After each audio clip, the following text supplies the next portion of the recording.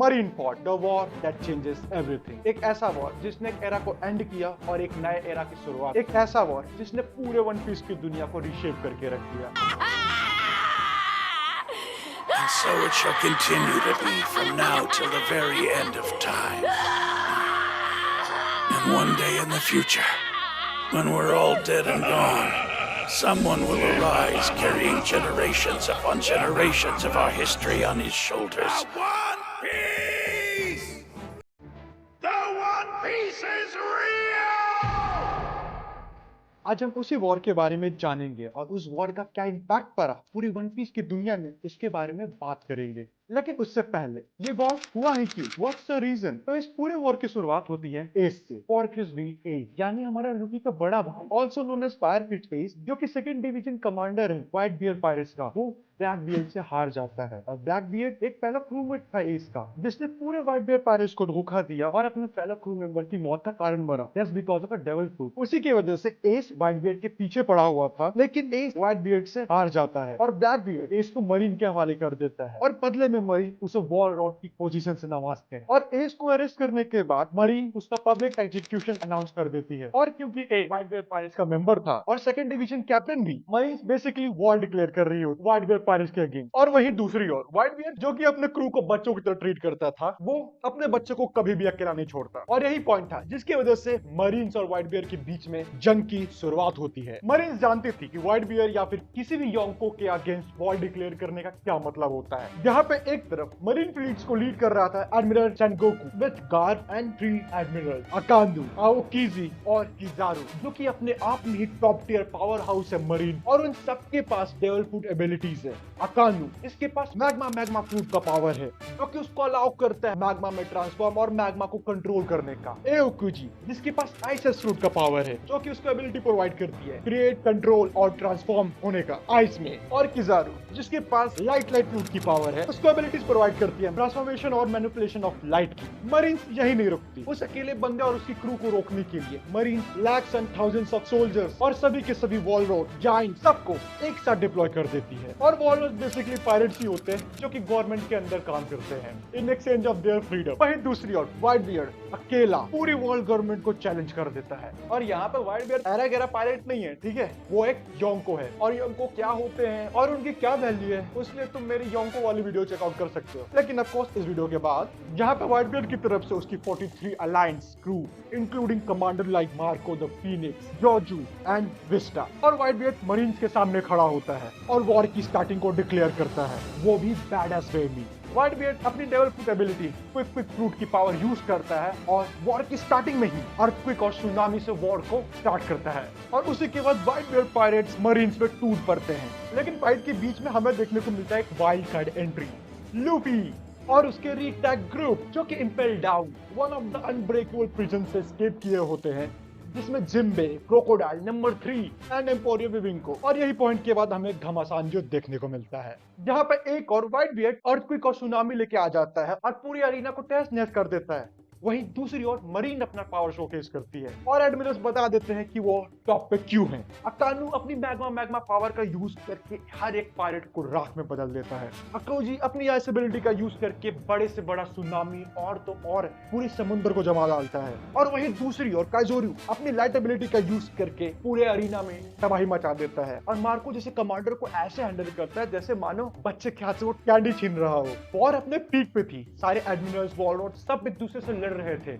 उसी बीच मार्को एक ओपनिंग देखता है और इसको बचाने के लिए निकल पड़ता है, लेकिन वहीं उनके बीच में सबसे बड़ा रोड़ा गार्प खड़ा हो जाता है और गार्प के आगे व्हाइट बियर्ड से कमांडर्स मजाकी होते हैं। और वहीं पे हमें इमोशनल साइड भी देखने को मिलता है, यहाँ पे गार्प अपने ड्यूटी और अपनी फैमिली के बीच में फंसा हुआ होता है और इसको बोल रहा होता कि काश तुमने मेरी बात मान ली होती और एक मरीन एडमिरल बन जाते, लेकिन तुम्हें तो अपनी मनमानी करनी थी। और उसी बीच एंट्री होती है लूफी की, जहाँ पे लूफी अपने इंपेल डाउन के साथियों के साथ वॉर में पार्टिसिपेट करता है और of course Luffy marine marines के सामने वीक था, लेकिन उसके बावजूद भी लूफी की इम्पेल डाउन वाली अलायंस वॉर को पलटने में हेल्प करती है। इतना ही नहीं, लूफी पहला ऐसा बंदा था अपने एरा का जो कि व्हाइट बियर्ड के साइड बाय साइड फाइट करता है, उन दोनों के पावर लेवल डिफरेंस होने के बावजूद भी। और अब यहाँ पे सबका गोल एक ही था, एस की फ्रीडम। लूफी की फ्रीडम व्हाइट बियर्ड और एस दोनों को एक होप देती है, और व्हाइट बियर्ड सामने से अपने कमांडर्स को बोलता है कि तुम सब लूफी को सपोर्ट करो, उसका साथ दो और उसके लिए एक पार्ट क्लियर करो। फाइट के बीच में हमें वॉरलॉर्ड्स भी देखने को मिलते हैं जिनका रोल मिक्स था, कोई मरीन्स को सपोर्ट कर रहा था, कोई दोनों से लड़ रहा था,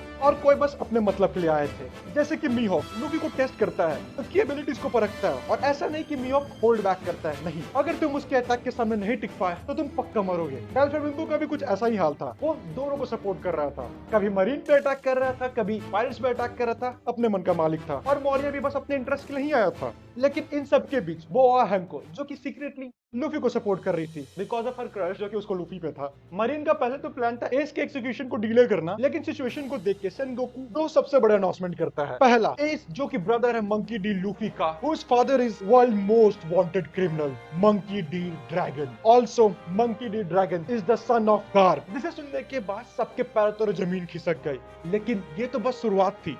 सेनगोकू का दूसरा अनाउंसमेंट सुन के पूरी दुनिया कांप गई थी। Forget the Ace who is biological son of the king of the pirates Gold D Rogers. और इसी अनाउंसमेंट के साथ हमें रिवील किया जाता है कि एस और कोई नहीं, बेटा है गोल्डी रॉजर्स का जो कि पायरेट किंग था। और यहाँ पे लूफी एस बायोलॉजिकल ब्रदर्स नहीं है, लेकिन उन दोनों को एक आदमी ने रेस किया था, गार्प द लेजेंडरी हीरो। और यहीं पे एक और चीज रिवील की जाती है कि सब कुछ हासिल करने के बाद भी गोल्डी रॉजर्स अपने आप को सरेंडर तो कर देता है, लेकिन वो अपना सबसे बड़ा सीक्रेट गार्प को बताता है। और यहाँ पे गार्प और गोल्डी रॉजर्स भले ही एनिमी हो, लेकिन वो एक दूसरे को बहुत अच्छे तरह से समझते थे। और रॉजर ने अपने सन को गार्प के हवाले छोड़ दिया था। लूफी को पास आता देखकर सेनगोकू एस के एग्जीक्यूशन को ऑर्डर दे देता है, और उसी इंटेंस मूवमेंट में लूफी अपनी एक नई पावर अनलॉक करता है, हॉकी। और वो भी ऐसी वैसी हॉकी नहीं, कॉन्करर हॉकी, एक ऐसी पावर जो कि पूरे वर्ल्ड में पावरफुल पर्सन पोजेस करते हैं। अब यहाँ पे लूफी ए से ज्यादा बड़ा खतरा बन चुका था, जस्ट बिकॉज वो हॉकी की एबिलिटी पोजेस करता था। अपनी हॉकी एबिलिटी यूज करके वो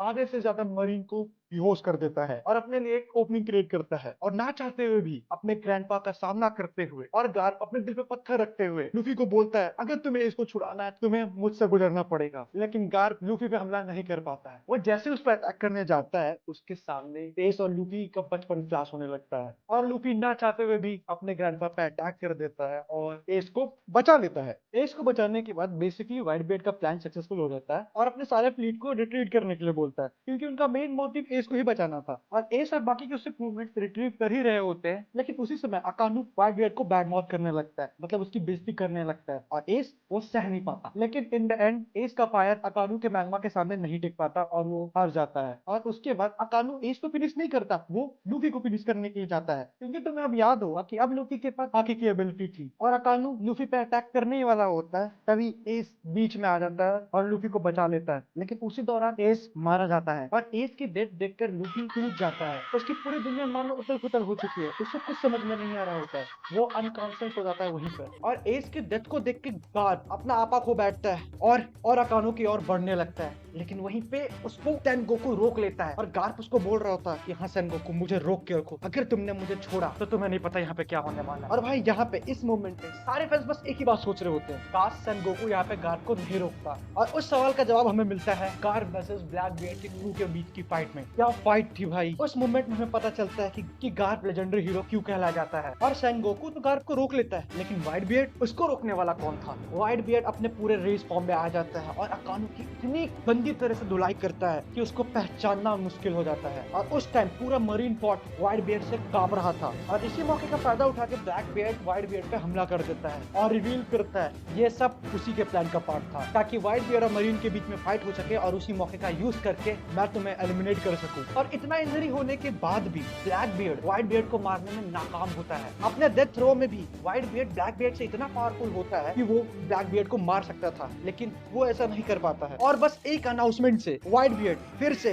एक नए पायरेट एरा की शुरुआत करता है, जिसके बाद हमें और भी ट्विस्ट एंड टर्न्स देखने को मिलते हैं। सबसे पहले तो ब्लैक बियर्ड व्हाइट बियर्ड की डेवल फ्रूट एबिलिटी को चुरा लेता है और पहला ऐसा इंसान बनता है जिसके पास 2 डेवल फ्रूट एबिलिटीज थी। और इसी के साथ ब्लैक बियर्ड अपने मकसद को अचीव कर लेता है और व्हाइट बियर्ड की डेवल फ्रूट कैपेबिलिटी को शोकेस करता है पूरे वर्ल्ड के सामने। वही दूसरी और एस्केलेट के बाद सबको रिट्रीव करने लगते हैं और मरीन लूफी के पीछे पड़ जाती है। लेकिन उसी समय एंट्री होती है सैंक्स की, पूरे वॉर की एंडिंग डिक्लेयर करता है और बोलता है अगर तुम में से जिसको भी इसके बाद फाइट करने की इच्छा है मेरे और मेरे क्रू से लड़ सकता है, हम यही खड़े हैं। जिसकी वार्निंग को सुनकर सेनगोकू वॉर को एंड डिक्लेयर कर देता है, क्योंकि सेनगोकू को सैंक्स के पावर के बारे में पता था, क्योंकि सैंक्स भी तो एक योंको है और अगर ये बैटल आगे बढ़ा तो यहाँ पे कोई भी जिंदा नहीं बचने वाला था। व्हाइट बियर और एस की डेथ एक बहुत बड़ा वैक्यूम क्रिएट करती है पावर का, जिसकी वजह से ब्लैक बियर उस वैक्यूम को फ्यूल करता है, एक योंको की पोजीशन एक्वायर करता है और उसी दौरान लूफी बहुत ही ज्यादा ट्रॉमेटाइज हो जाता है और डिसाइड करता है कि वो उस ट्रॉमा से निकलेगा और ऐसा फिर से किसी के साथ ना हो, चाहे वो उसकी क्रूमेट्स हो या फिर उसके लव वंस हो। वो 2 साल की ट्रेनिंग पे निकल पड़ता है रैली के साथ। उसी दौरान उस पूरे वर्ल्ड में एक न्यू एरा की शुरुआत होती है और भी ज्यादा नए नए पायरेट्स और पायरेट्स क्रू देखने को मिलती है जो कि व्हाइट बियर के वर्ड से इंस्पायर हुए थे। और भाई मेरे हिसाब से तो मरीन फोर्ड आर्क एक मास्टरपीस है स्टोरी टेलिंग का, जिसमें हमें blend of high stake action with emotional depth और तो और भाई वो पूरे वन पीस की दुनिया रीडिफाइन करके रख देता है और एक स्टेज सेट करता है नए एरा की शुरुआत का। और इन देन तुम्हारा बेस्ट पार्ट क्या था इस पूरे मरीन फोर्ड आर्क में, कमेंट करके बताना। और अगर वीडियो पसंद आए तो वीडियो को लाइक करना और चैनल को सब्सक्राइब कर लेना ऐसे ही एनिमे कंटेंट देखने के लिए। And also do check my another videos जो कि तुम्हें चैनल के पेज पे जाके मिल जाएगा, नहीं तो तुम यहाँ भी क्लिक कर सकते हो।